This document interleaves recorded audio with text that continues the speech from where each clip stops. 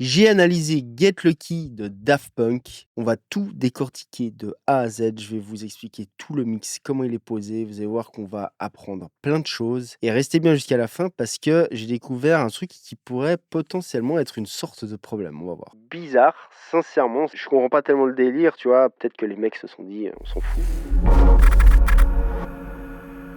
Les amis, avant qu'on commence, si vous voulez rentrer dans une communauté 100% privée de manière 100% gratuite, vous pouvez vous inscrire sur la mailing list que je vous mets là en dessous. Vous aurez des super mails avec des astuces quasi quotidiennement. Vous gagnerez aussi une formation 100% gratuite ainsi que 300 presets sérum haut de gamme. Si ça vous intéresse, vous allez sur les liens là en dessous. Alors commençons avec les petites choses bien techniques. Les amis, True Peak Level plus 0,7 plus 0,5 gauche-droite. Ce qui veut dire qu'on a des TP au-dessus du 0 DFS, TP pour True Peak. Donc on a un master qui est connu comme étant assez préservé en termes de loudness. Daft Punk dans cet album a fait le choix vraiment de passer un cran en dessous en termes de loudness. Dans la moyenne, on va dire, en intégré, c'est autour des moins 10, moins 11, moins 9, ça dépend les titres. Et vous voyez les chiffres ici, donc on est quand même là plus conservateur en termes de loudness, un peu plus dynamique. Et pourquoi pas, je veux dire, en vrai, si ça sonne bien, ça sonne bien. De nouveau, ce qui compte, c'est que ça sonne. Mais reste que vous voyez que même à ce niveau-là, on a quand même du True Peak au-dessus du 0. Donc encore une fois, le True Peak, arrêtez avec ce bullshit, on s'en fout. Bon, on balance quelques petits stats comme ça, vite fait. Donc l'album est sorti en 2013, c'est déjà plus de 10 ans quand même en vrai. Ça nous rajeunit pas tout ça. Alors évidemment, il y a plein de musiciens dessus. Il y a aussi Pharrell Williams qui est dans les crédits, bien évidemment. Ce qui nous intéresse peut-être un peu plus ici, l'album a été mastered by Bob Ludwig, Gateway Mastering Studio, le plus gros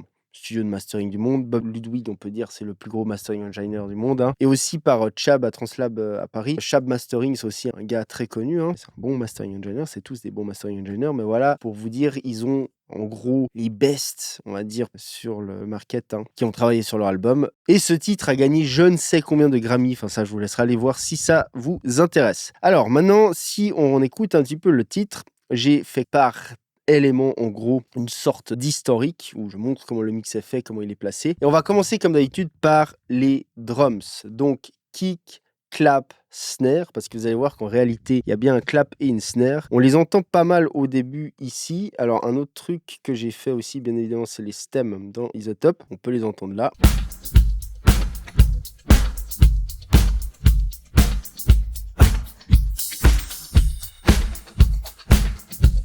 Alors, c'est vraiment cette espèce de clap snare super large comme ça. Le kick qui frappe bien au milieu, qui est layeré, on dirait aussi ce n'est même qu'une sorte de kick un peu acoustique comme ça. Je pense qu'ils ont même fait des drums pour de vrai, une vraie batterie enregistrée, il me semble. Si je dis pas de bêtises, ça c'est à vérifier. Si jamais vous me corrigez dans les commentaires, j'ai pas été checker comment ils ont produit exactement le truc, mais en tout cas, il y a un côté très acoustique et c'est mixé un peu de manière classique, c'est-à-dire qu'on entend bien le hat d'un côté, écoutez bien.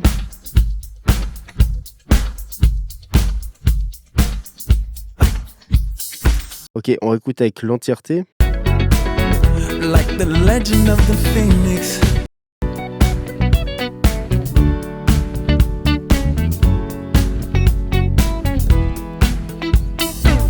Ok, on entend très clairement ce hat là qui est bien placé juste là un peu à droite, comme on le place d'habitude plus ou moins. Ça dépend de quel sens on regarde le batteur. Mais ça c'est une manière de mixer un peu classique. On a aussi, si on écoute bien, le kick, on a une sorte de room sur toute la batterie. C'est-à-dire une room normalement, pour ceux qui ne connaîtraient pas, c'est un micro de room qu'on place dans la pièce où on enregistre. Le but c'est d'enregistrer l'entièreté du drum kit pour avoir aussi un peu la reverb et on va mixer ça avec. Alors ici peut-être ça a été fait, en plus il y a d'autres reverbs etc. Mais si on écoute ici un petit peu que le S, vous allez voir qu'on entend très clairement le kick dedans. Si on écoute le début ici, puis on écoute que les sides.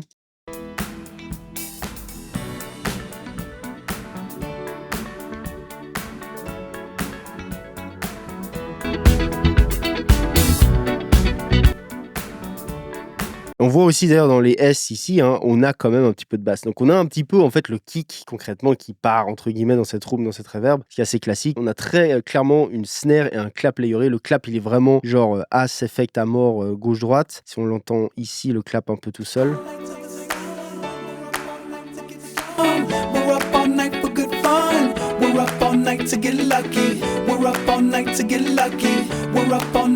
Et ensuite ça enchaîne quand c'est normal, il y a la snare par-dessus.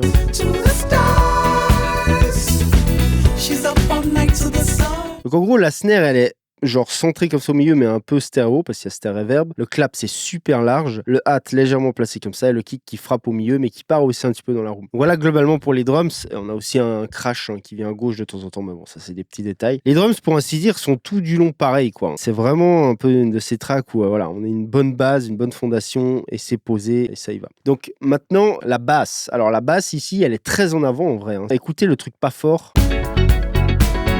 Like the legend of the phoenix.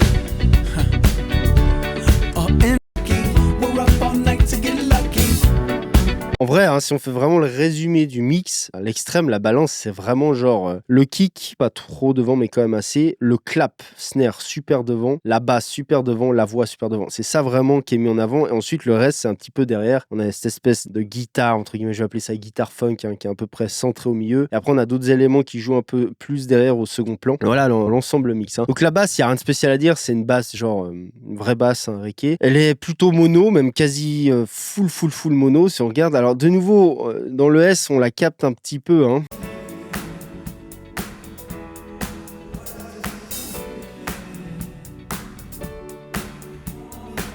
En fait, si vous écoutez fort là, ce que je vous mets là, le S, vous l'entendez là-bas. On la voit aussi un petit peu sur l'analyseur. Donc, elle est quelque part un petit peu dans le S. Et vous allez voir ça, je vous montrerai en toute fin de vidéo. Il y a un truc un petit peu bizarre qui se passe dans les basses, dans les subs. Vous allez voir que c'est un truc franchement qui est pas conventionnel. Je vous montre ça à la fin, restez bien jusqu'à la fin. Donc, la basse, en vrai, il y a rien de spécial à dire. Elle est posée au même endroit tout du long pareil. Il y a rien qui change. Globalement, c'est quand même un mix, je trouve, assez statique. C'est-à-dire que fondamentalement, on a la base, donc les drums, la basse et gratte, piano, orgue, machin, qui sont là, qui sont posés, mais ça bouge pas vraiment. En fait, ce qui va bouger, c'est plus la voix. On va avoir différentes phases entre, en gros, le couplet, le pré-chorus et le chorus, dans les grandes lignes. C'est un arrangement ultra classique. C'est mixé très comme de la pop, un petit peu aussi en termes de mix, c'est-à-dire la voix vraiment très devant. On met l'accent là-dessus et on a quand même cette forte base rythmique qui est là pour donner envie de danser, si vous voulez. C'est un petit peu le but du mix, on va dire. En termes de tonal balance, je vous la montre vite fait ici, je l'ai fait. Ça, c'est la moyenne du titre. On peut quand même capter un truc, c'est que on a un petit peu le mix qui est creusé ici, dans les hauts médiums. Par contre, on est assez bright. Si vous voulez mon avis là-dessus, c'est un super mix. Ça sonne super bien, rien à dire. Par contre, on peut remarquer quand même que c'est pas ultra chargé en haut médium, ce qui fait que justement, c'est agréable. Et ça, ce genre de titre, on peut l'écouter très fort. Ça, plus le fait que ce soit un petit peu plus dynamique, c'est agréable à écouter, c'est assez doux comme son. Mais néanmoins, il y a quand même relativement beaucoup d'aigus.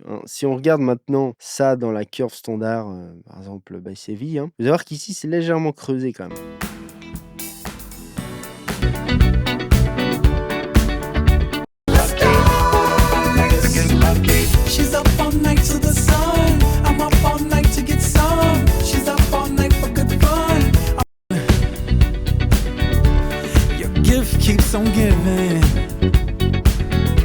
Ok, vous voyez ce que je veux dire? On n'est pas super chargé dans cette zone-là. Alors, ça dépend évidemment des passages. Il y a des passages où il y a la voix, etc. Donc, ça remonte un peu. Mais globalement, on a quand même un mix qui est très prédominant dans les basses. On a énormément de basses et un petit peu ici qui remonte après, qui est un petit peu en smile, entre guillemets. Et on a beaucoup de bas mids aussi. C'est un son qui sonne chaud. Beaucoup de bas médium. Dans la voix, globalement, maintenant, on va en venir aux voix. Si on revient dans notre RX et qu'on écoute un petit peu les voix comme ça en solo, d'ailleurs qu'elles sont vraiment très chaudes. En vrai, il y a beaucoup de la fondamentale de la voix. To give up who we are, so let's raise the bar to the sun. I'm up all night to get some. She's up all night for good fun. I'm up all night to get lucky. Vous voyez ce que je veux dire? On a beaucoup de la fondamentale, elle est très devant, prédominante cette fondamentale, ce qui fait que ça sonne bien. Moi, j'aime bien sincèrement ce genre de mix, ce genre de voix. Il y a différentes manières de mixer les voix. On peut trouver des titres où, d'ailleurs, on en fera d'autres. Vous verrez que la fondamentale est vraiment limée, quoi, et ça vient plus dans les mids. Ici, pour le coup, on a un truc très chaud avec une grosse fondamentale bien préservée. Et ça s'entend vraiment dans le mix. Et même, ça se voit, si on voit ici, c'est assez chargé dans cette zone-là. Your gift keeps on giving. What is this I'm feeling?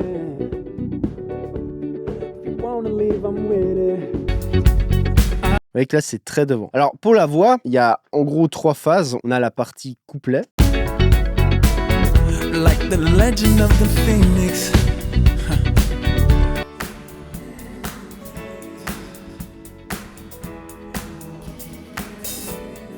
OK, vous entendez là, il y a une reverb, hein. Rien n'est dry dans cette, track. Vous verrez que sur chacune des parties des voix, on a bien des FX distincts à chaque fois et donc voilà, sur le couplet, on a cette espèce de reverb un peu classique, assez courte, genre 2 secondes, hein, qui est bien calée et vous voyez que c'est pas très audible quand on l'écoute dans le mix, sincèrement, elle est pas obvious, quoi. Like the legend of the phoenix,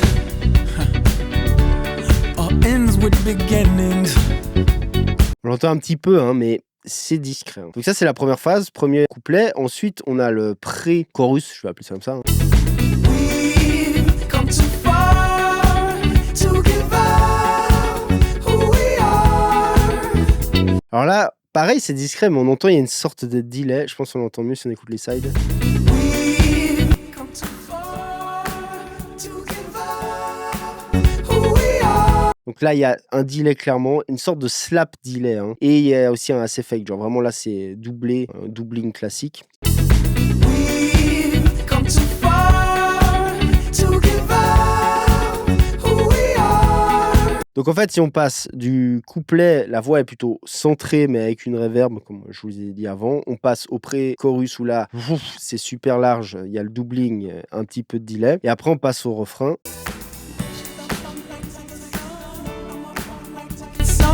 She's up all night for good fun. I'm up all night to get Pareil, il y a une espèce de slap delay, là, qui est un peu plus rythmique, qui change un petit peu par rapport à celui d'avant. Donc, vous voyez qu'en fait, c'est ça, les différentes phases. On a ces 3 voix, ces 3 phases de voix, et à chaque fois, on a un FX, un placement différé, qui va avec, en fait, tout simplement. Et c'est ça qui crée du contraste. Mais autre que ça, on n'a pas énormément de changements, quoi. Le mix est assez statique. On a un break ici. We're up all night to get lucky. She's up all night to the sun. I'm up all night to get some. She's up all night for good fun. Là, on entend bien, hein, le delay, hein. We're up all night to get lucky. She's up all night to the sun. I'm up all night to get some. She's up all night for good fun. I'm up all night to get lucky. We're up all night to the sun. We're up all night to get some. Et après, en termes de voix, mais c'est pas vraiment une voix, on a le vocodeur aussi, hein.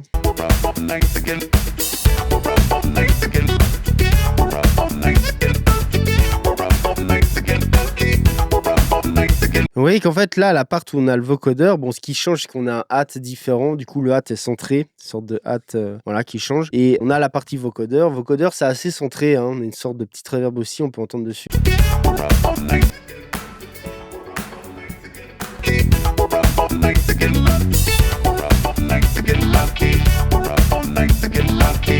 Mais voilà, autre que ce phase, après ça revient sur le reste et ça recommence. Perso, moi c'est pas un mix qui me fait, on va dire, sauter en l'air en termes de wow effect, mais c'est très bien réalisé, c'est très bien mixé, ça sonne très bien, ça a vraiment une empreinte, une attitude, c'est un vrai parti pris en termes de son, hein. Ça sonne un petit peu mat dans le sens où c'est pas super agressif, on peut écouter ça très fort, chaud, etc. Et donc ensuite on a tous les autres instruments, c'est-à-dire on a la guitare funk en gros là qui avait le début.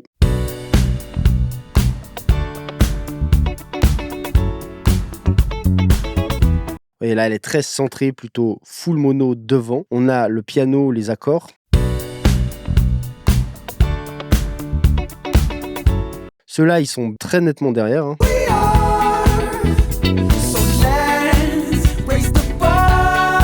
Ok, et après, on a une sorte d'orgue, je vais appeler ça orgue, hein, qui joue. On en a même 2. On a aussi un piano électrique. Si on écoute bien là...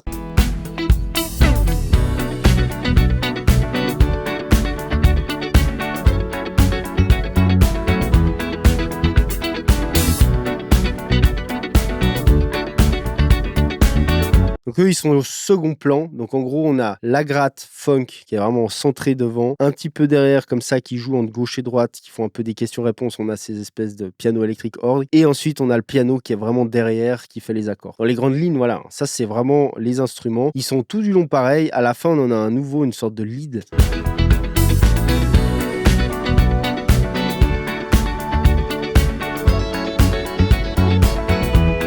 Ok, ce truc-là, il vient vraiment devant, il lead et il fait un espèce de ping-pong gauche-droite, comme ça, il y a une espèce d'effet gauche-droite. Et donc voilà pour les instruments. Et ici, on a aussi un pad qui vient, une sorte de, on va dire, 80 strings pad qui vient là.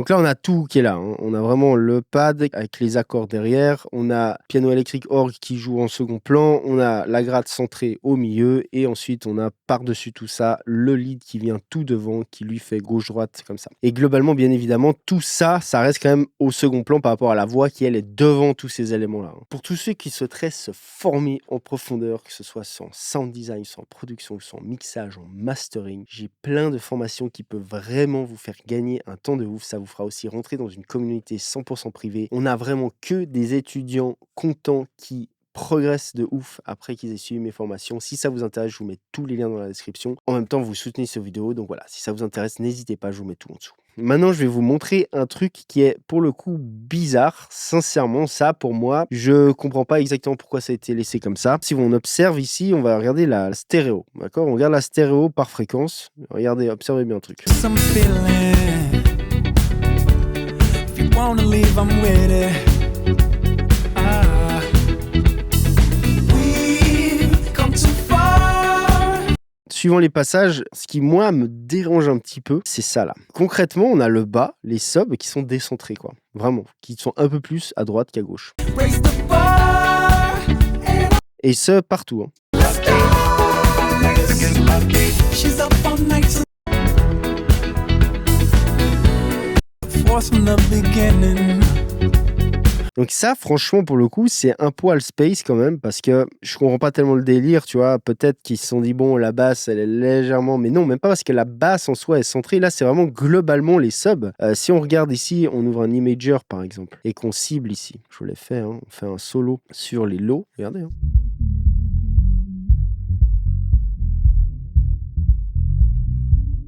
Donc en fait, ils sont stéréo les subs, enfin ils sont stéréo, ils sont pas méga wide, mais ils sont pas full mono, donc ça, il n'y a pas aucun problème, hein, comme on l'a déjà dit maintes fois. Par contre, ils sont décentrés, ils sont un peu plus à droite. Et ça, pour le coup, moi, perso, j'aurais recentré ça. J'aurais laissé la stéréo, j'aurais juste recentré un petit peu. Alors après, est-ce que ça fait une méga diff? Non, mais voilà, c'est quand même un truc à remarquer, hein. C'est pas forcément audible quand on écoute le master comme ça, on entend bien. Mais le truc, c'est qu'il y a un peu plus en fait de valeur RMS à droite qu'à gauche, dû à la basse qui est comme ça. Alors après, quand on processe, ça veut dire qu'il y a un côté qui va prendre un poil plus que l'autre. Donc voilà, je comprends pas le truc. Soit, en fait, vu que c'est pas réellement un problème, en vrai, hein, il y a aucun problème avec ça, ça sonne très bien de toute façon, mais peut-être que les mecs se sont dit, on s'en fout, hein, puis voilà. Sincèrement, je sais pas. C'est une interrogation pour moi, je saurais pas vous dire. Si vous avez des idées, commentez, hein, ça pourrait être intéressant de voir. Parce que voilà, encore une fois, ça peut être stéréo, c'est stéréo, il y a de la stéréo, mais pourquoi c'est un peu décentré? Et c'est que dans cette région-là, hein. Si on monte un peu plus haut,